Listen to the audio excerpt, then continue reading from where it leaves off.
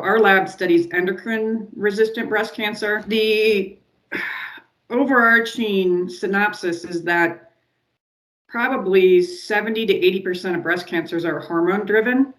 And there's an interesting paradox with this because as women age, your hormone levels drop and then breast cancer incidence goes up. So it's the strange phenomena that we struggle with still. Why does incidence increase when hormone levels actually go down?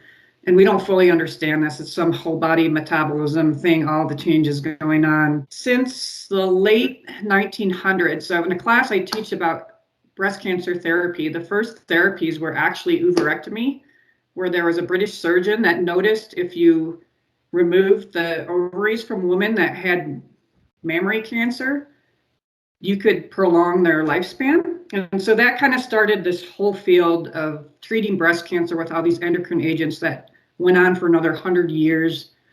And tamoxifen was approved in 1978, I believe. And then we have aromatase inhibitors, fulvestrant. I could talk about that history forever, but I won't. We're lucky because we have so many drugs and so many different ways to treat. And there's a lot of cancers that don't. I've lost people recently where they're just like, we don't have treatments for this. And so I feel fortunate that we at least have something to attack the cancer with. Unfortunately, as time goes on, a certain fraction of people become resistant to endocrine therapy, and that's why all these other therapies have popped up. And there is a recent drug that was just approved in the last year that's not an endocrine therapy. So we've made a lot of progress, but what we're really trying to focus on now is what is it about these endocrine-driven cancers that keeps them going, and what can we discover that hasn't been discovered? When Ashley joined the lab, she was super interested in working on cell metabolism, and I said, okay, I'm not a tumor metabolism expert, but you can kind of intertwine this with endocrine therapy. We can do some discovery, and then we can see where that goes. So that kind of led into her project on lipid metabolism, which she can tell you a little bit about. We're a big hormone lab, or at least Carol is the guru of the progesterone receptor, and specifically in breast cancer. And so when I joined the lab, I was kind of given a genetic data set. So we have something called RNA-seq, so we can basically sequence genes being potentially expressed in our model cell lines. So we have our standard breast cancer cell line that expresses hormone receptors, but we also have this subline that was derived from the original cell line called estrogen withdrawal, or basically this cell line is grown in estrogen-free conditions. So we're trying to mimic aromatase inhibition. So basically, we have these two cell lines. Again, the subline was derived from the original cell line, and then we did this genetic testing or genetic sequencing. And when I was playing around with that data set, I found that a lot of the genes that were dysregulated, either increased or decreased from the original cell line, were involved in lipid metabolism. So that kind of sparked my interest.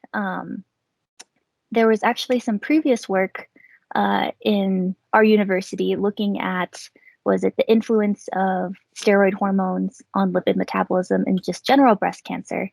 And one of the cool things that was found was that progesterone can actually like activate lipid metabolism. And you see like these really neat lipid droplets.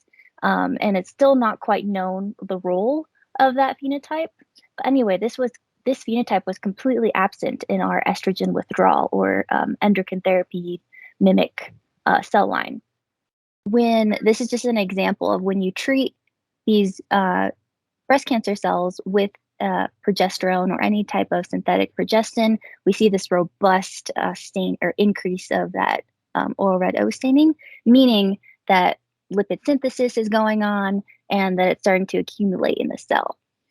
Now, if we move over to the right, remember how I said that we have this estrogen withdrawal cell line? Well, that's the one furthest on the left, but we also have two other endocrine or resistant cell lines that are resistant to either tamoxifen, another endocrine therapy, or fulvestrant, which we call ICI in the lab as a short abbreviation.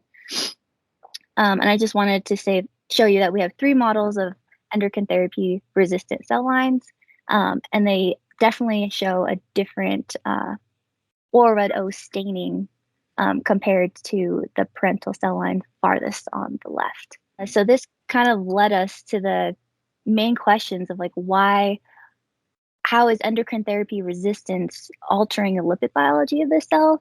Is it giving any type of survival advantage, or is it a consequence of loss of endocrine sensitivity? So basically, project questions: why are these advantageous to therapy resistant cells? Since these are three different methods of endocrine therapy resistance, right? They're different drugs, different mechanisms. How do these drugs differentially impact the lipid biology? They're essentially trying to stop estrogen signaling all by different ways, and they all have different changes to the lipid biology and lipid staining.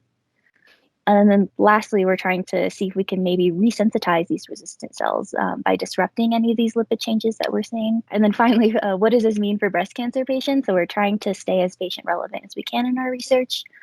This would mean potential new therapeutic targets. So if we find anything that specifically that these cells are reliant on, we can try to target that.